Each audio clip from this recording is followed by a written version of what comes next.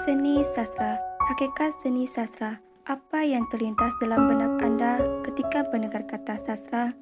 Mendengar sastra, kebanyakan orang langsung teringat pada kata-kata indah seperti pantun atau puisi, atau pada cerita rekaan yang mengesankan, semisal dongeng, cerpen, atau novel.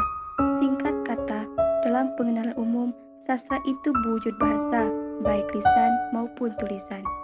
Namun, sastra bukan bahasa biasa, bukan bahasa yang kita pakai dalam bercakap atau bertukar pesan sehari-hari. Ia lebih menyerupai bahasa dalam berpuisi atau berkisah. Sastra adalah cara berbahasa yang khas. Bagaimana rasanya? Ketika menikmati puisi atau dongeng, perhatian kita lebih tersedot pada bunyi bahasa dan alur kisahnya. Kita terpesona dengan kata-kata dan asyik mereka-reka makna kisah. Perasaan kita bergetar, imajinasi kita melambang buana. Kita tahu kata-kata yang dipakai tidak selalu merepresentasikan kenyataan tertentu. Kita sadar kisah yang diungkapkan hanya rekaan. Namun, kita tetap tersentuh dan benak kita dipenuhi aneka gambaran tentang sesuatu. Mengapa? Karena dalam sastra, bahasa digunakan untuk membangun kesan atau makna dari sesuatu alih-alih hanya menginformasikan sesuatu. Mempertimbangkan penggunaan bahasa khas, maka Wallace dan Warren mengusulkan bahwa sastra lebih tepat disebut seni sastra itu sebagai karya imajinatif. Seni artinya sastra merupakan hasil cipta dan ekspresi manusia yang mengindahkan syarat-syarat estetika. Dalam hal ini, sastra disejajarkan dengan seni musik, seni rupa, dan seni tari.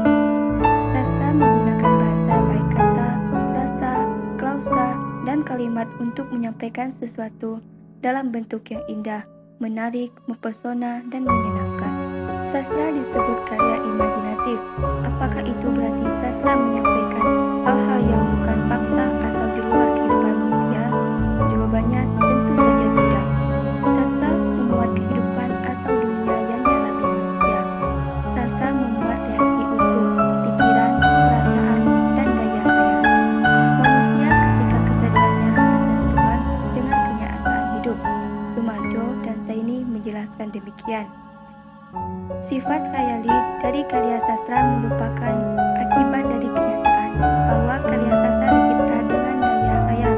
Walaupun karya sastra hendak berbicara tentang kenyataan-kenyataan dan masalah-masalah kehidupan yang nyata, karya sastra itu terlebih dahulu menciptakan dunia hayali sebagai latar belakang tempat kenyataan-kenyataan, dan masalah-masalah itu direnungkan dan dihayati oleh pembaca.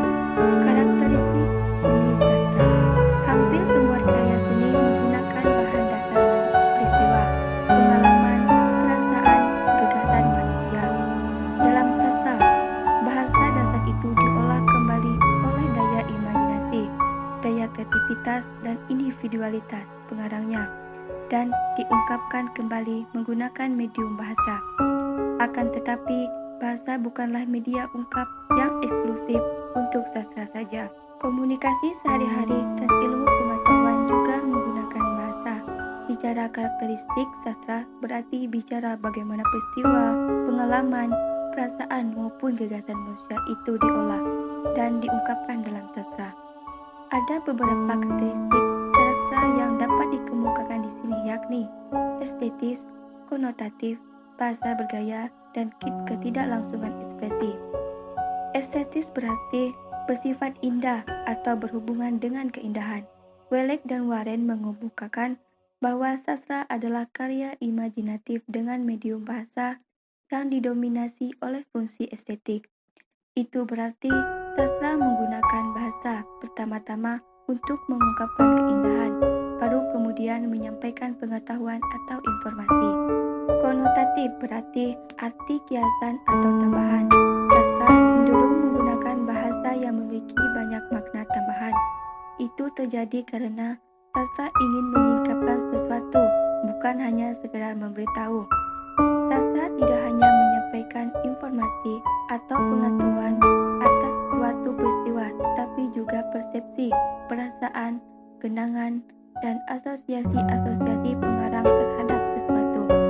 Bahasa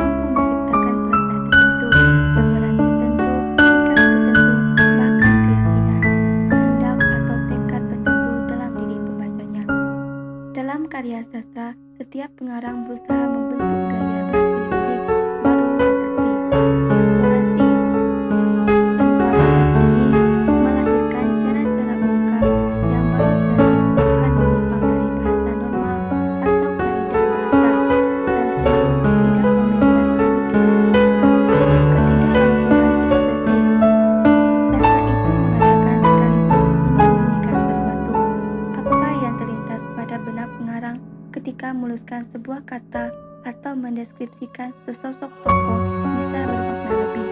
Bermakna lain bahkan bertolak belakang dari maksud pengarang ketika kata atau sosok itu dibaca atau dipahami pembacanya.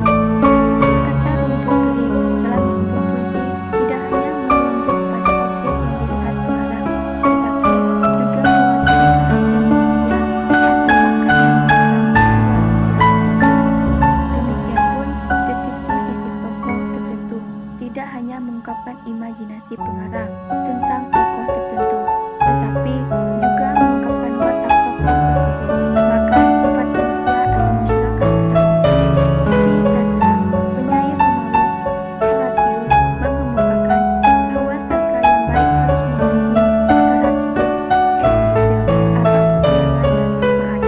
Belek dan Balek mengetengahkan tiga fungsi sastra secara umum, yakni fungsi menghibur, bermanfaat, dan fungsi katarsis.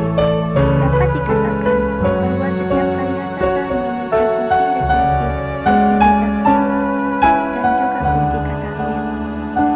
Fungsi rekreatif, sastra memberikan kesenangan dan hiburan. Hiburan sastra adalah jenis hiburan intelektual dan spiritual. Sastra menampilkan cerita yang menarik, memanjakan fantasi, membawa pembaca larut dalam kisah-kisah atau alur cerita yang telah dikemas dalam bahasa yang menarik. Pembaca sastra mengalami adanya kesenangan atau kepuasan batin karena terpenuhi kebutuhannya atau keindahan. Kesenangan karena terpenuhi kebutuhan ini tinggi daripada kepuasan batin karena memiliki handphone baru, mendapatkan indeks prestasi yang tinggi, atau mendapatkan pacar baru misalnya. Fungsi didaktis, selain menawarkan hiburan, sastra juga memberikan pemahaman yang lebih baik tentang hidup. Sastra mengajarkan nilai-nilai luhur tanpa menggurui atau memaksa. Melalui cerita yang menarik, sastra mempengaruhi pembaca atau menghayati hikmah atau nilai di balik cerita itu. Sastra adalah alat atau sarana penanaman nilai-nilai kehidupan.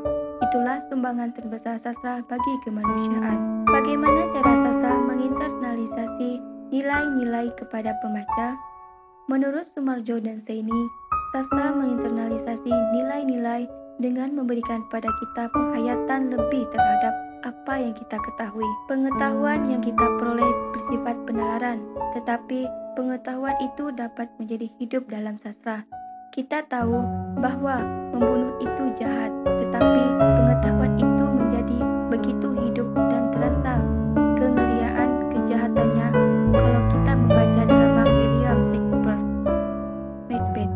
Dengan karya sastra semacam itu, kita diajak dimasuki dan menghayati pengalaman kejahatan berupa pembunuhan. Dengan demikian, pengetahuan kita tentang larangan moral dan agama untuk tidak membunuh menjadi lebih hidup dan lebih terpahami. Apa yang dikatakan perubahan sikap terhadap pengetahuan atau norma larangan juga berlaku untuk anjuran berbuat baik dan benar. Sastra bisa membuat manusia jijik terhadap keburukan dan juga membuatnya jatuh cinta terus-menerus pada kebaikan dengan cara mengubah nilai-nilai itu dari sekedar pengetahuan atau aturan menjadi sikap hidup. Fungsi katarsis. Katarsis berarti pembersihan atau pelepasan. Sastra membersihkan atau melepaskan pembaca dan penulisannya dari tekanan emosi. Bagi penulis, bersastra berarti melepaskan diri dari emosi itu. Bagi pembaca, emosi mereka sudah diberi fokus dalam karya sastra dan kemudian lepas pada akhir pengalaman estetis, sehingga mereka mendapat ketenangan pikiran. Genre sastra, bukan seperti dikutip Nurdianto, menghentikan genre sebagai tipe penulisan yang memiliki seperangkat karakteristik umum. Lebih spesifik, Mitchell menjelaskan genre sastra sebagai kategori pengelompokan biasanya berdasarkan gaya, bentuk, dan isi. Berdasarkan ragam bentuknya, Aristoteles membagi sastra atas 3 macam, yaitu epik, lirik, dan drama. Epik adalah teks yang sebagian berisi deskripsi atau paparan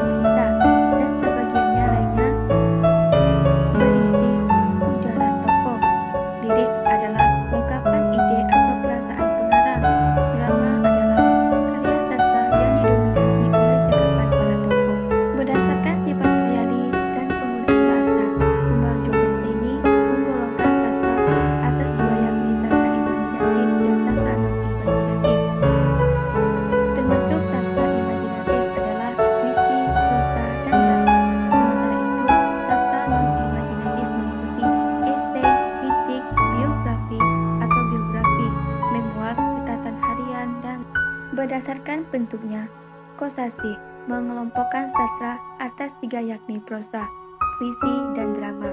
Prosa adalah karya sastra yang penyampaiannya berupa naratif atau cerita.